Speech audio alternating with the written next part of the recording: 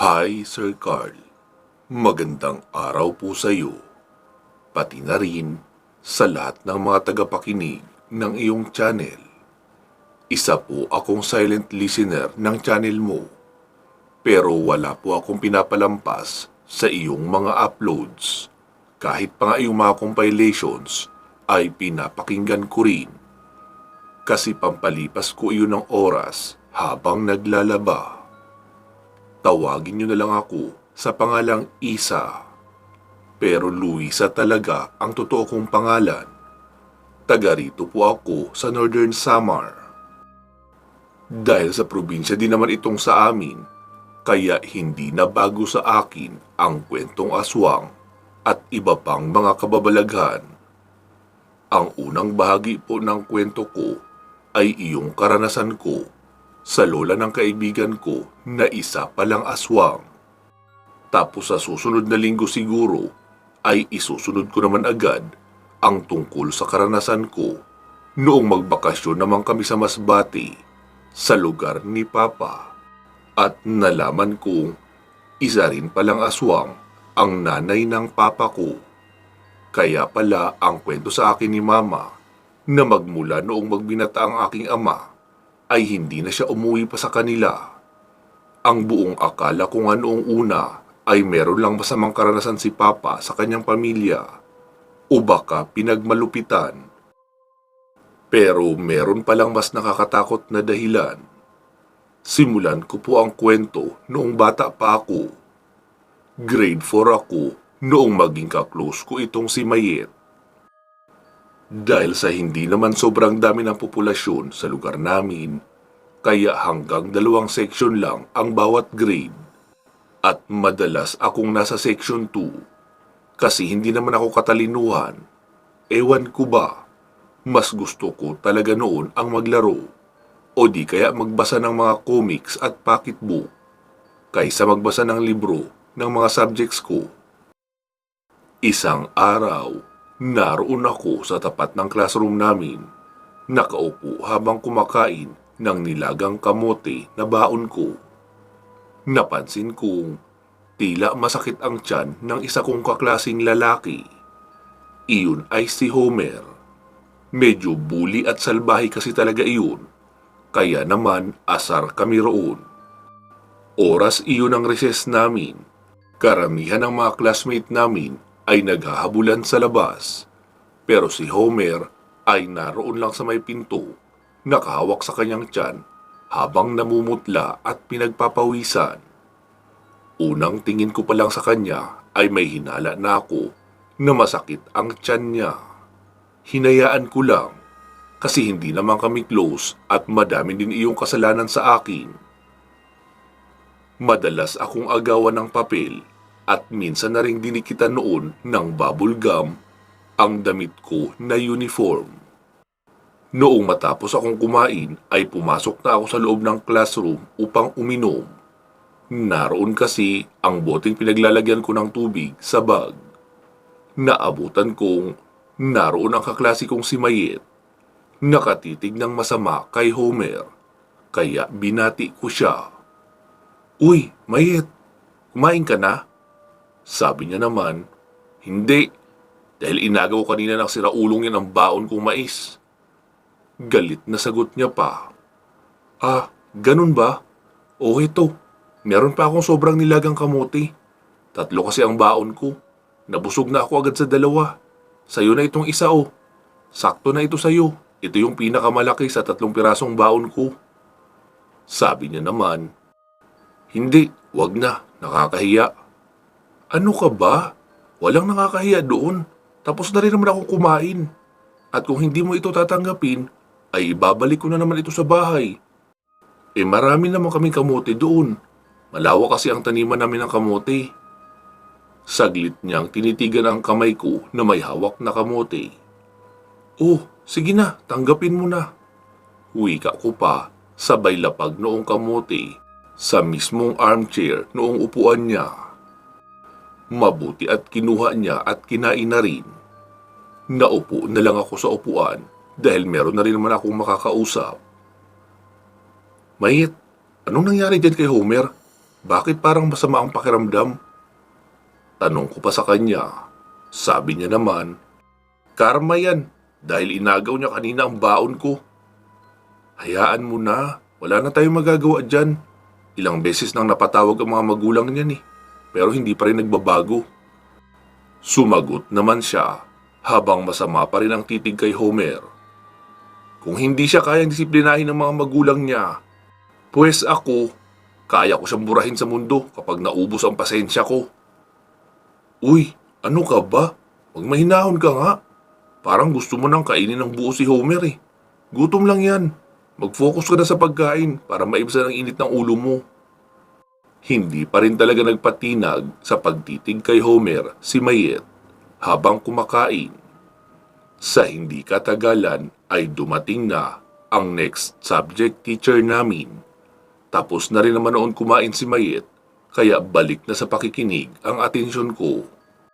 Iyon na ang naging simula ng pagkakaibigan namin ni Mayet. Wala akong ideya sa background ng pamilya niya.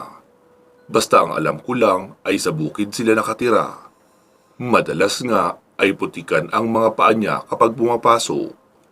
Kaya kung minsan kapag may oras pa, ay sinasamahan ko siya sa may poso sa labas ng school. Ako ang nagbobomba habang naghuhugas naman siya ng binti at mga paa. Kahit tahimik si Mayet at hindi nakikipag-usap sa iba, ay paborito naman siyang asarin ng mga kaklase namin. Hindi ko nga alam kung bakit apo ng aswang at mangkukulam ang tawag sa kanya. Sinasabi pa ng mga kaklase namin na iwasan ko raw si Mayet kung ayaw kong maaswang ng lola noon.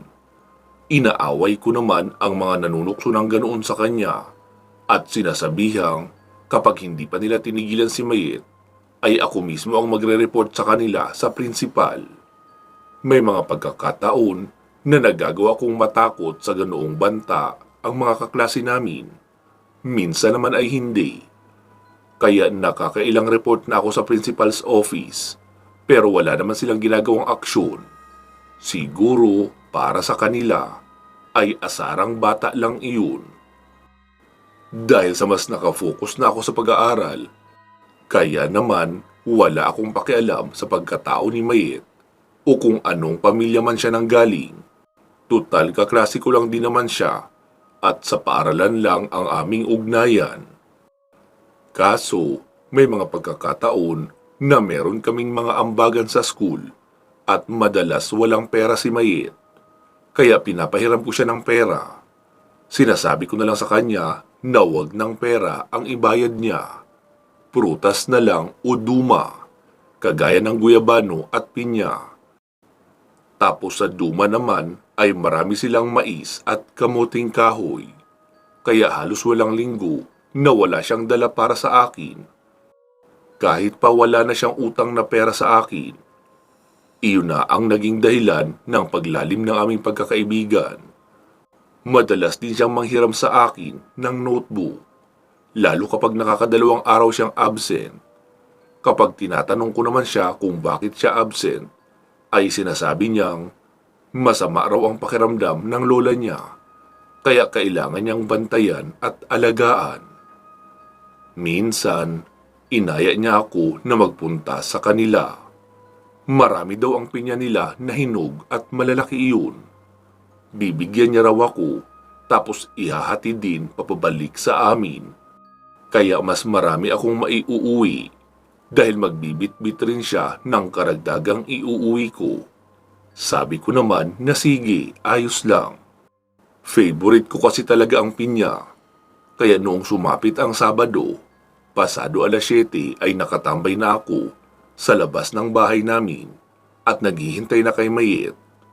Nakita ko siya sa unahan. Kinakawayan ako. Kumaway din ako sa kanya dahil gusto ko sana siyang pagkapehin muna sa bahay bago kami umalis. Kasi ako tapos nang makapag-almusal pero ayaw niya namang lumapit. Kaya ako na ang lumapit sa kanya. Nagdala lang ako ng tinapay at isang maliit na lagayan ng tubig. Oh, bakit ayaw mo lumapit? Kanina pa kita tinatawag Para sana magkape ka rin muna bago tayo umalis. Hindi na sis, hindi pa naman ako nagugutom. Pero ngayon na may dala ka ng tinapay, edi nagutom na ako. Nakangiting wika niya pa, kaya inabot ko na sa kanya ang dala kong tinapay kasi para naman talaga iyon sa kanya. Masaya kaming nagkikwentuhan habang naglalakad. Pagkarating sa kanila ay ipinakilala niya ako sa lola niya. Matanda na iyon masyado, mabagal lang akong maglakad. Kaya napapasabi na lang ako sa sarili ko nang, ito ba yung sinasabi nilang aswang? Mabagal pa yata ito sa pagungkong kumilos dahil sa katandaan. Mga tao talaga, masyadong mapanghusga.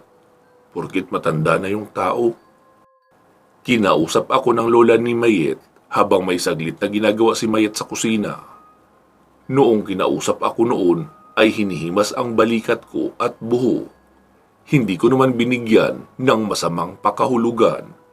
Kasi ganun din ang lola ko sa akin. Kapag nasa bahay namin ay malimit ding himasin noon ang buhok ko dahil mahaba at makintab kasi talaga iyon. Ilang saglit pa ay tinawag na ako ni Mayet. Pupunta na raw kami sa taniman ng pinya. Kaya magalang naman ako nagpaalam kay Lola Cielo. Iyon yung lola ni Mayet. Nagpunta na nga kami ni Mayet sa taniman. Maliban sa pinya ay kumuha rin siya ng mais. Matapos makapanguha ay sinabi ni Mayet na doon na raw ako magtanghalian sa kanila at ipagluluto niya ako ng manok. Iyon nga lang, kami pa ang magkakatay. Sabi ko naman na hindi na kasi may pupuntahan kami ng pamilya ko sa kinahapunan kaya dapat makauwi ako ng tanghali. Hindi naman siya nagpilit pa at inihatid na ako papauwi sa bahay namin. Ako ang may dala ng mga mais. Tapos siya naman ang may dala noong 5 pirasong malalaking pinya na nakalagay rin sa sako. Ang totoo niyan, Sir Carl, ayoko nang magtagal pa sa kanila. Hindi ako komportable kay Lola Cielo. Kakaiba rin ang pakiramdam ko roon. Noong papalayo na nga kami ni Mayet ay napalingon pa ako sa bahay nila. Nakita kong nakatingin sa akin si Lola Cielo at nakangisi. Magmula din ng oras na iyon ay nagsimula na ang pagsakit ng aking tiyan. Bago nga kami nakarating ni Mayet sa bayan ay pinagpapawisan na ako ng malamig. Noong makarating kami ay sinabi ko kay Mayet na saglit lang, hintayin niya muna ako. Pumasok ako sa loob ng kusina at nakita kong nakapagluto na pala si Mama at pritong tulingan ang ulam namin. Kumuha ako ng 2 pirasong tulingan na katamtaman ang laki. Ibinalot ko iyon sa papel bago inilagay sa plastic. Mayet, heto pritong isda para may pangulam kayo agad ng lola mo pagka-uwi mo. Matagal na masyado kung magkakatay ka pa lang ng manok pagka-uwi. Sabi niya naman, uy, salamat dito Pero baka isahog ko na lang ito sa sinabawang patola na may malunggay para makahigop din ako ng sabaw. Oh, sige na, umuwi ka na. Bago ka pa maabutan ng pagbagsak ng ulan. Nagsisimula ng kumulimlim Uwi ka ako pa. Agad na rin naman siyang umuwi. Pagkapasok ko sa kusina ay naabutan kong naroon ang kapatid ko. Onin, sila mama, nasaan? Bakit hindi pa pala kayo nagtatanghalian? Naroon kina lola, naghatid ng ulam. Hintayin ka na lang daw namin para sabay-sabay na tayong kumain. Kaninang 10:00 pa naman iyon sila umalis. Baka pabalik na rin ang mga iyon. Uwi ka pa ng kapatid ko at tumakbo na papalabas upang maglaro. Naiwan naman ako sa kusina na nakasandal sa may dingding. Masama kasi talaga ang pakiramdam ko. Dahil sa sobrang sama nga ng pakiramdam ko, ay hindi ko na napigilan ang sarili ko na magsuka doon na mismo sa kinakaupuan ko. Umiikot na rin kasi ang pakiramdam ko hanggang sa mawalan ako ng malay. Nagising na lang ako noong naroon na sila mama at papa.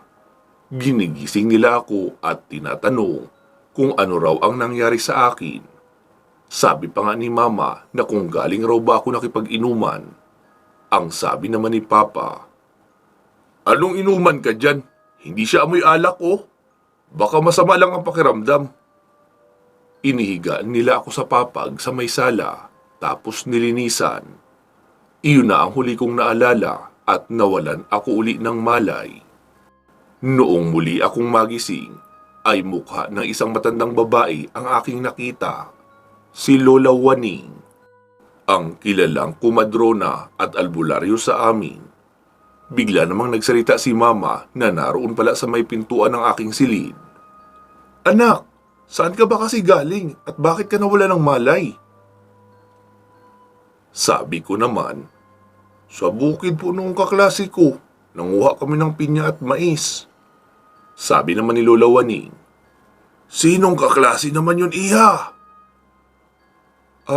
Si Mayet po." "Kumain ka ba roon?" "Hindi po." "Sige, hayaan mo at malalaman naman natin ang ibang detalye kapag natawas na kita." Tumayo ang matanda at nagpasama kay Mama sa kusina. May mga inihanda sila roon. Tapos isinagawa na ang pagtatawas gamit ang tinunaw na kandila na ipinapatak sa tubig. Maya-maya ay may mga nabuong imahe sa tubig at muling nagsalita si Lola Waning.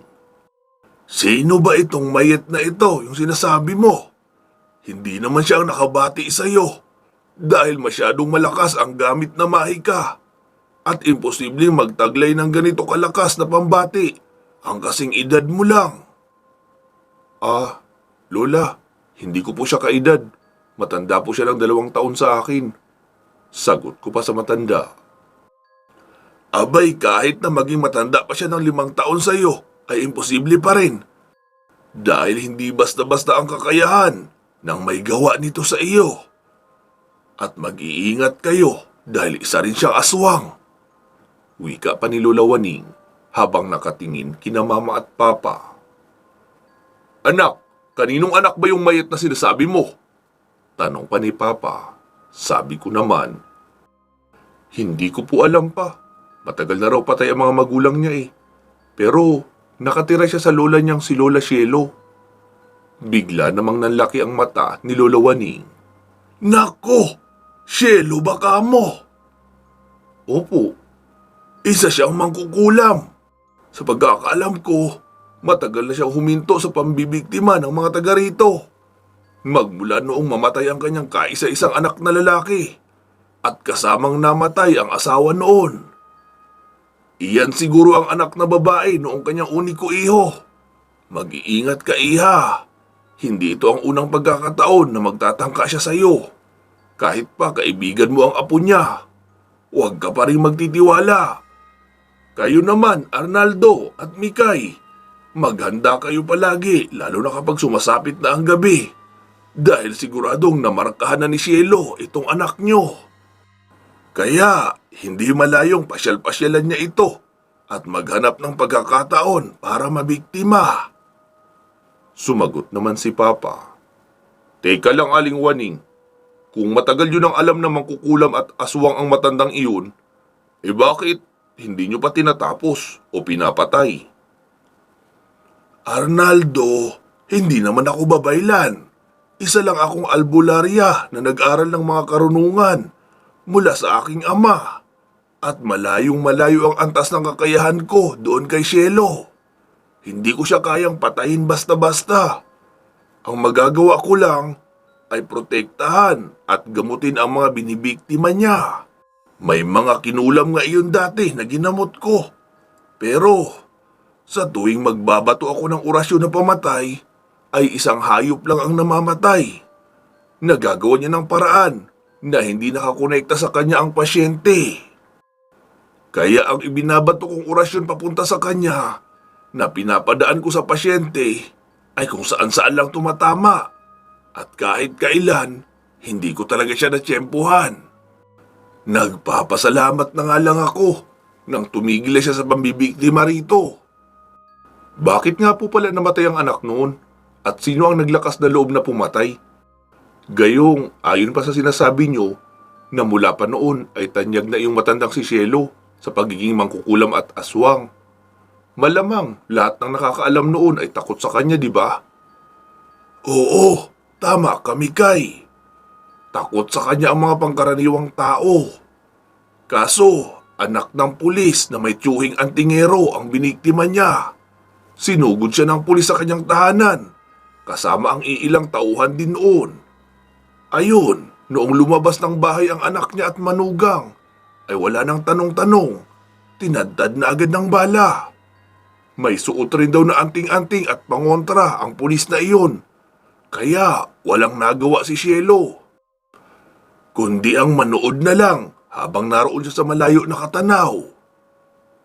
Sumigaw pang araw ang pulis bago umalis na kapag may namatay uli sa lugar na ito na aswang ang may gawa, ay susunugin nila ang bahay ni Cielo ng tanghaling tapat para hindi na ito makatakas. Ayun siguro ang kinatakot ni Cielo, kaya huminto na sa pambibiktima ng mga taga rito. Sa ngayon ay patay na rin ang pulis na iyon. Kaya siguro nagsisimula na naman ang mga aswang na iyon na dito na lang mambiktima. Kaya mag-iingat ka palagi, iha ha. Magpausok din kayo rito sa inyong bahay tuwing hapon. Kahit normal na pausok lang. Lagyan nyo lang ng kapirasong hiniwang goma para magkaamoy ng mabaho. Lalo kapag may nararamdaman kayong kilabot sa paligid. Opo, Aling Waning. Sagot naman ni Mama. Matapos magsagawa ng mga pag-uorasyon niya at nilagyan ako ng inihaw na luya sa tiyan, ay gumaan na rin naman ang pakiramdam ko. Ipinacheck ni Papa kay Lola Waning kung ligtas bang kainin yung iniuwi kong mga pinya at mais. Ang sabi naman ng matanda na oo raw. Dahil mukhang pagkapitas naman noon ay diretsong inilagay sa sako at naiuwi ko na rin agad. Kinahaponan nga noon, nasa bintana lang ako nakatanaw sa labas. Malapit kasi ang higaan ko sa bintana. Nakaupo ako noon sa may bandang paanan ng papag nang makita ko ang lola ni Mayet sa unahan. Medyo malayo siya pero sigurado akong siya yun. Nakangisi pa siya na nakatingin sa akin habang nakasilip sa isang puno. Kaya noong makita kong lumabas si Papa sa pintuan sa ibaba, ay sinabi kong, "Pa, may matandang nakasilip sa may puno. Ayun o." Agad namang tumingin si Papa sa punong itinuro ko. Pero noong muli akong bumalik ng tingin doon, ay wala na. "Wala namang tao doon, anak ah." Sabi ko naman, "Nawala bigla pa eh." "Sigurado ka? May tao talaga doon?" "Opo pa." "Hayaan mo na, baka namamalikmata ka lang. Isara mo na yung bintana mo, hapon na oh." Wika pa ni Papa at agad ko naman siyang sinunod. Kinagabihan nga noon ay may naririnig akong tunog ng pagaspas na paikot-ikot sa bakuran namin. Hindi naman iyon lumapag sa bubungan, pero sigurado akong hindi iyon pangkaraniwang ibon lang dahil napakalakas ng tunog ng pagaspas. Hindi ko rin alam kung narinig ba yun nila Mama. May sarili naman kasi akong kwarto. Magmula ng gabing iyon ay hindi na ako nagbukas ng bintana ng aking silid kahit pa umaga. Naisip ko kasi na papaano kung hapon na at hindi pa ako nakakaakyat at sumalisi na pala ang aswang na si Lola Cielo. Saka maagang pumasok roon. Nag-aabang na lang sa akin na gumabi at madali niya na ako mabibiktima kapag pumasok na ako sa kinagabihan. Lumipas ang ilang linggo. Natigil na rin naman ang mga pagpaparamdam sa amin. Sinunod kasi ni Papa ang utos ni Lola Waning na magpausok tuwing hapon ng may goma. Nagpatuloy din ang pagiging magkaibigan namin ni Mayet.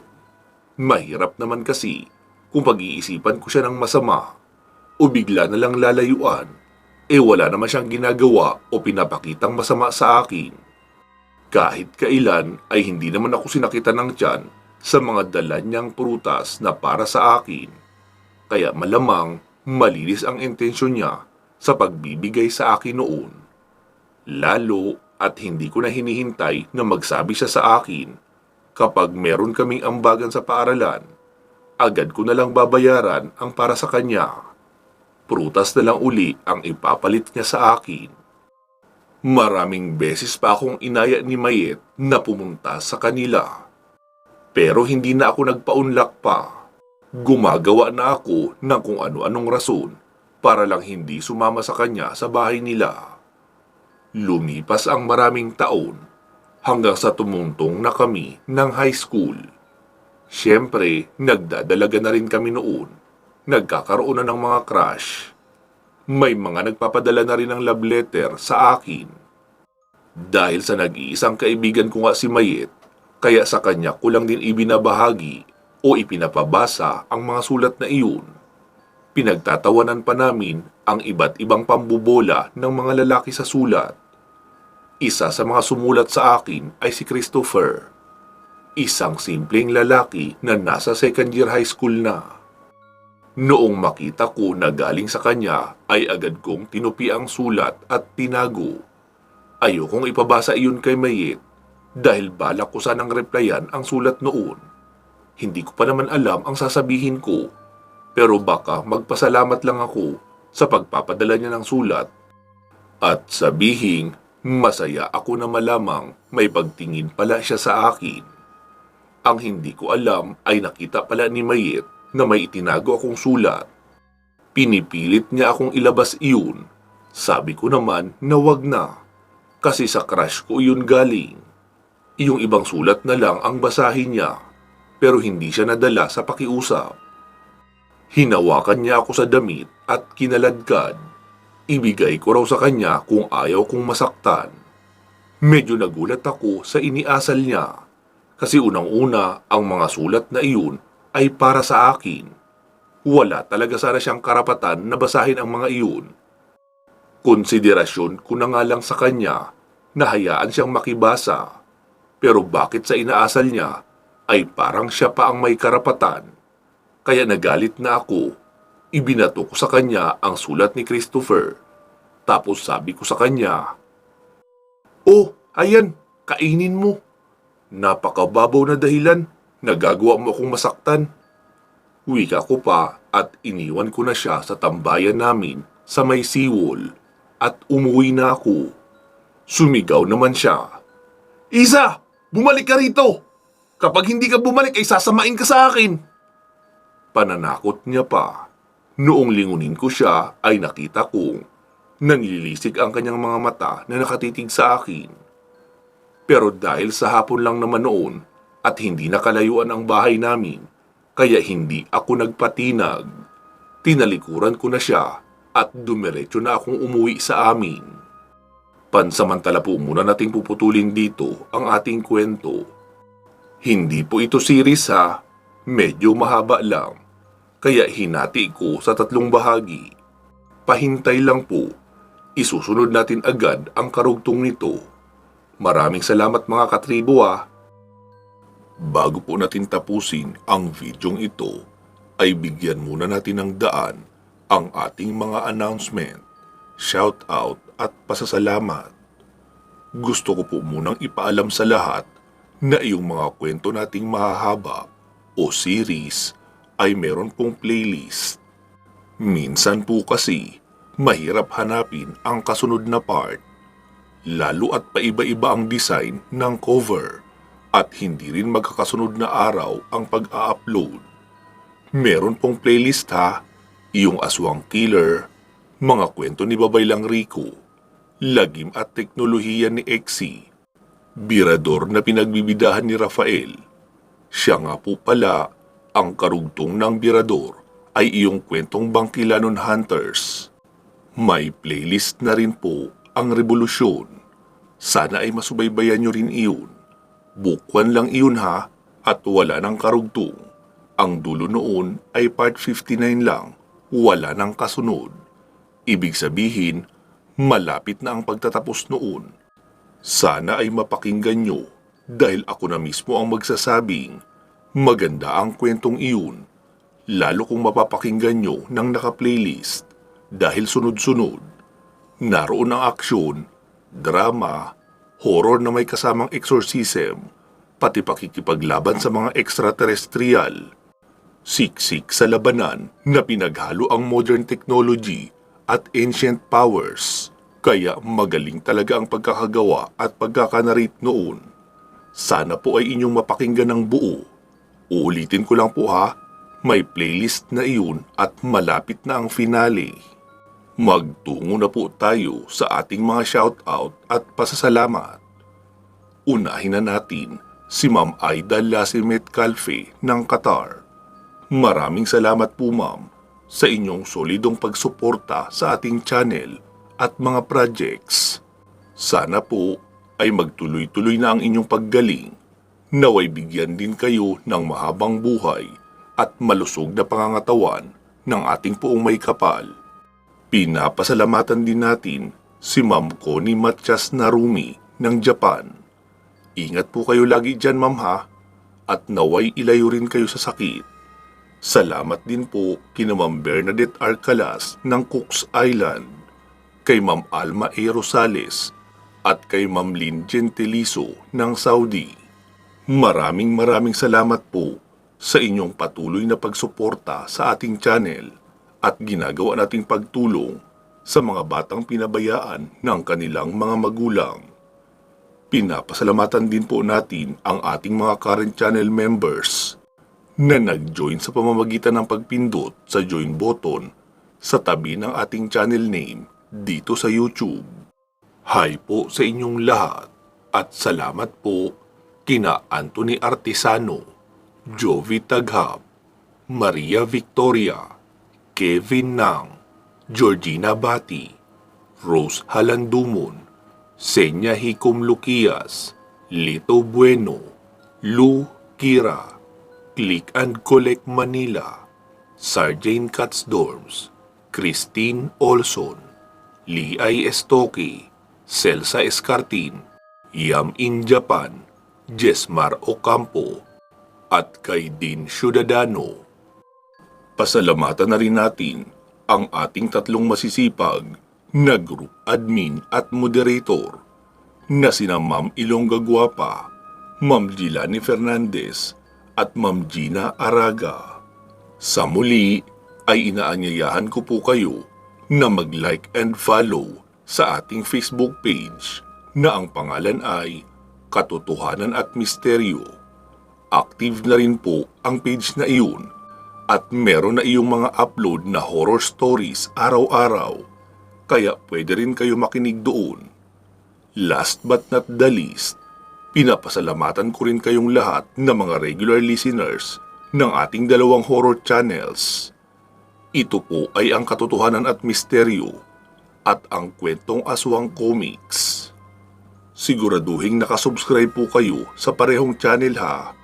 Pwede nyo na rin idagdag sa inyong pinakikinggan ang ating love story channel na ang pangalan naman noon ay Problema at Payong Kaibigan.